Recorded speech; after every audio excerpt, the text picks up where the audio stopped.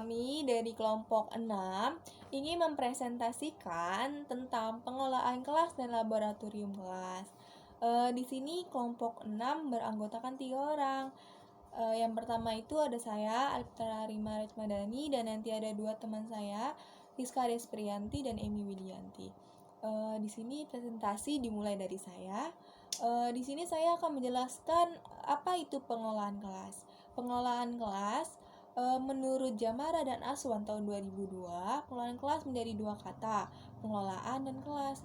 Pengelolaan kelas itu sendiri memiliki sebuah arti adalah keterampilan guru untuk menciptakan dan memelihara kondisi kelas menjadi optimal dan dapat mengembalikan jika sedang terjadi gangguan. Terus tujuan dari pengelolaan kelas itu sendiri menurut Ari Kunto tahun 1988, tujuan pengelolaan kelas itu agar siswa dapat belajar secara efektif dan efisien. Terus di sini juga ada prinsip-prinsip pengelolaan kelas. Prinsip pengelolaan kelas itu ada 6. Yang pertama, hangat dan antusias. Yang kedua, ada tantangan. Yang ketiga, ada bervariasi. Yang keempat, ada keluasan. Yang kelima, penekanan pada hal-hal positif.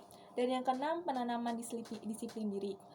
Prinsip pengelolaan kelas itu tuh sangat penting banget buat guru dalam menata kelasnya agar siswanya tuh dapat mencapai tujuan dari pembelajaran itu sendiri di dalam kelas.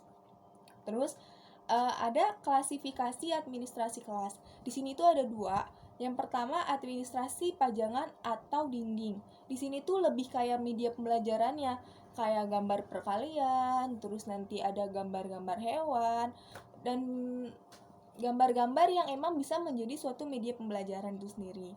Terus yang kedua itu ada administrasi di atas meja guru. Biasanya itu lebih kayak ke jurnal pembelajarannya, ada KD, ada SK kayak semacam kayak gitu. Itu tuh juga penting banget buat guru. Di atas meja guru tuh udah harus ada itu, biarin tertata dengan rapih gitu. Terus yang terakhir ini ada hal-hal yang perlu diperhatikan dalam kelas. Yang pertama itu pengaturan tempat duduk. Pengaturan tempat duduk tuh sangat penting banget di kelas agar siswa dapat duduk dengan nyaman, tidak merasa sempit, dan belajarnya juga lebih luas lagi gitu. Terus yang kedua, pengaturan alat-alat pengajaran. Ini tuh sangat penting banget karena suatu pembelajaran sangat memerlukan alat-alatnya seperti papan tulis, terus rak-rak buku, pensil, spidol, seperti itu gitu. Itu juga sangat penting banget buat digunakan seorang guru dan murid-muridnya. Terus yang ketiga, ada penataan keindahan dan kebersihan kelas.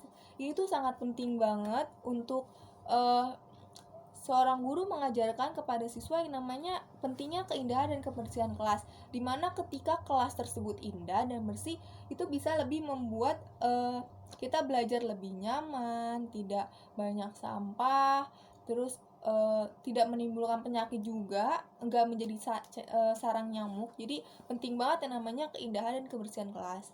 Terus yang terakhir itu ada ventilasi dan tata cahaya kelas.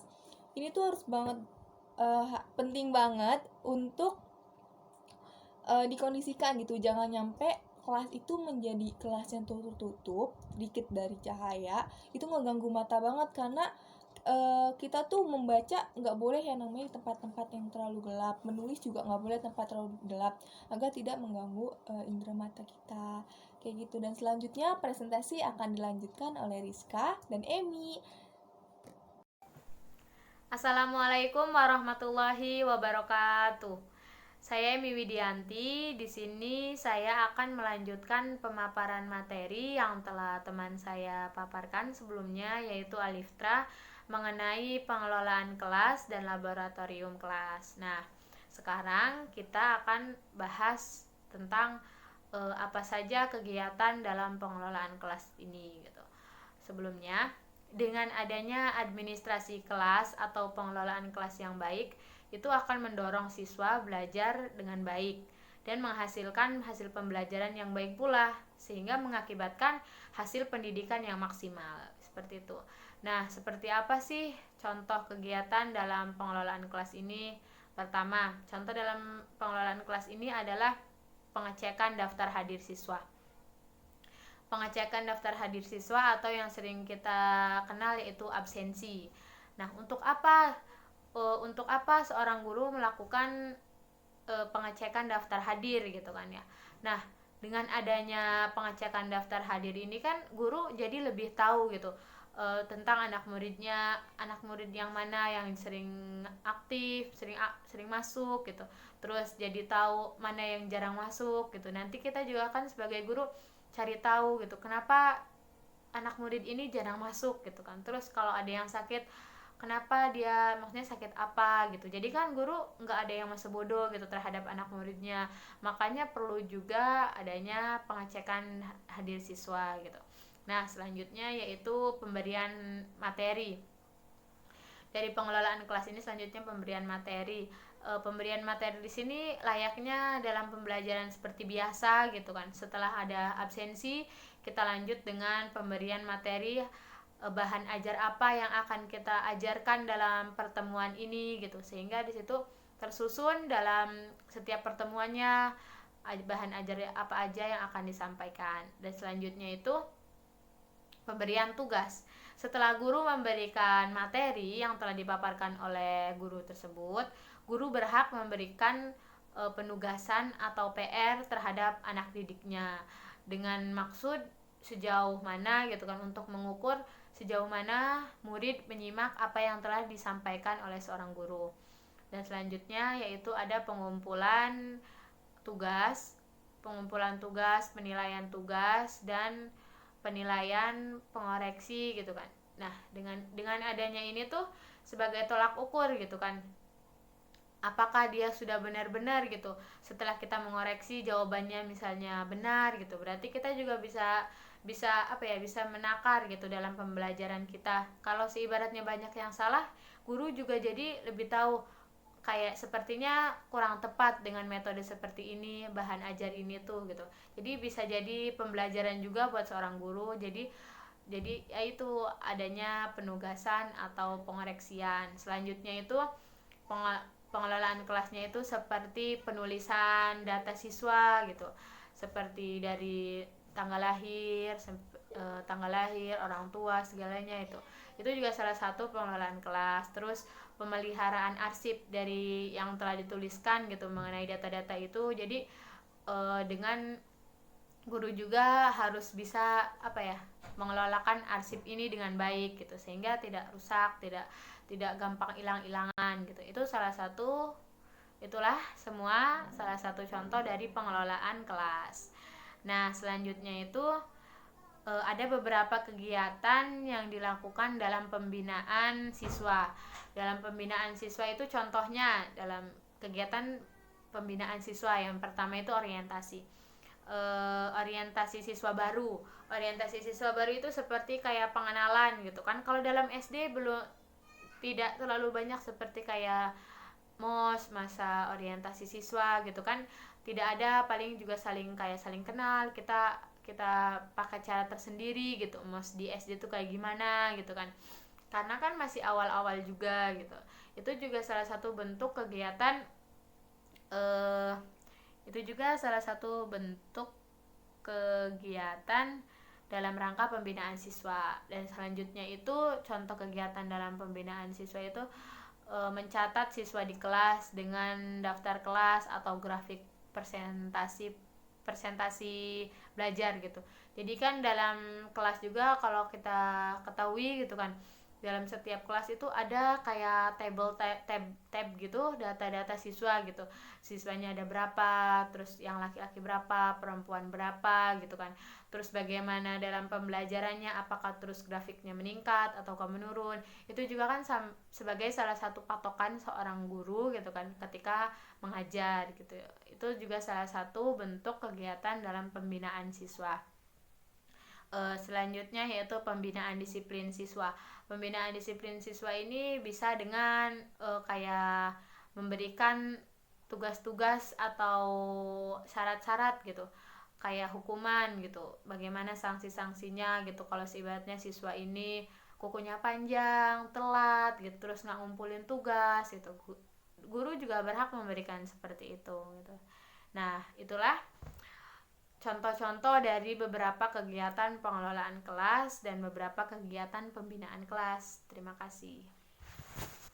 Ada pengelolaan laboratorium. Laboratorium sendiri ada beberapa macam. Yang pertama ada laboratorium komputer. Laboratorium komputer ini biasanya berisi komputer yang digunakan untuk menunjang mata pembelajaran TIK atau Teknologi Informasi dan Komunikasi. Lalu juga ada laboratorium IPA yang biasanya berisi mikroskop, alat-alat fisika, ataupun alat-alat biologi, dan lain-lain. Kemudian ada perencanaan ruang laboratorium. Yang pertama, ada perencanaan kebutuhan jenis laboratorium yang diperlukan sesuai dengan tuntutan kurikulum yang berlaku. Jadi di sini dimaksudkan bahwa laboratorium itu dimanfaatkan untuk sebagai sumber pembelajaran. Yang kedua, ada perencanaan kebutuhan jumlah laboratorium berdasarkan jumlah siswa dan kelompok belajar yang akan memanfaatkan laboratorium tersebut. Jadi yang dimaksudkan di perencanaan ini itu bahwa jumlah siswa di dalam suatu sekolah itu akan mempengaruhi kebutuhan berapa laboratorium yang diperlukan. Dan idealnya biasanya dalam satu sekolah itu memiliki satu ruang laboratorium. Sebenarnya penggunaan laboratorium di beberapa sekolah itu ada yang masih belum optimal. Hal itu dikarenakan kurangnya pengetahuan guru terhadap bahan dan alat di laboratorium tersebut. Juga ada perencanaan kebutuhan tanah untuk membangun laboratorium. Jadi yang dimaksudkan di sini, apabila sekolah tidak memiliki cukup tanah untuk membangun sebuah laboratorium, maka sekolah harus mengupayakan untuk membuat satu ruangan yang dikhususkan untuk praktikum oleh siswa. Karena hendaknya setiap sekolah itu memiliki sarana ruang laboratorium sendiri. Selain itu juga di dalam mata pelajaran IPA, siswa juga harus dituntut untuk bisa melakukan sebuah praktikum. Karena itu berguna agar siswa lebih bisa memahami materinya. Kemudian yang keempat, ada perencanaan kebutuhan alat laboratorium. Jadi di sini itu dimaksudkan bahwa alat laboratorium itu dikelompokkan menjadi dua. Yang pertama itu ada kelompok umum dan juga ada kelompok khusus.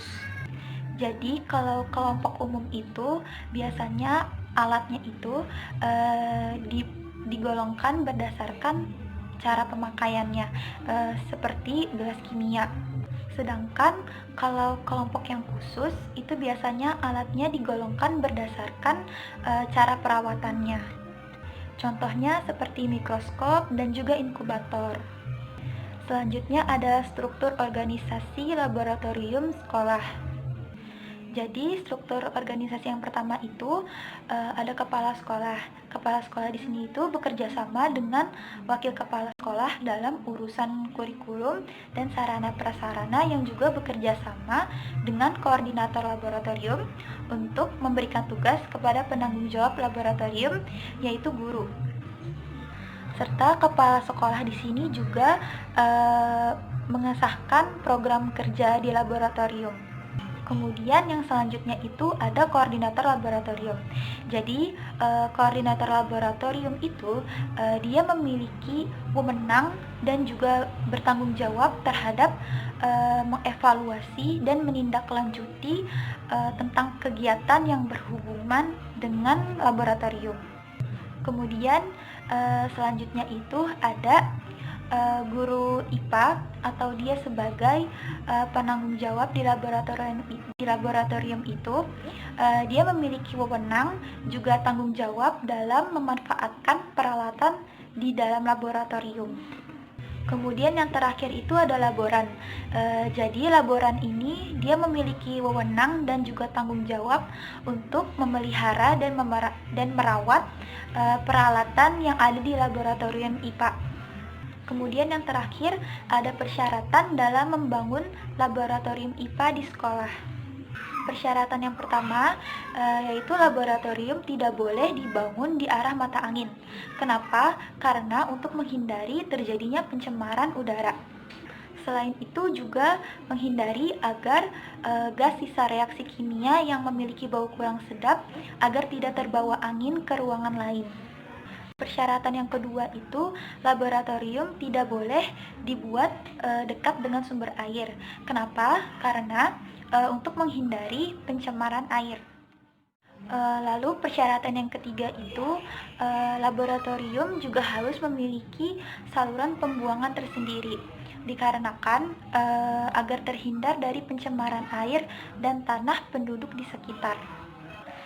Lalu persyaratan yang keempat yaitu bahwa laboratorium tidak boleh dibangun berdekatan dengan bangunan lain.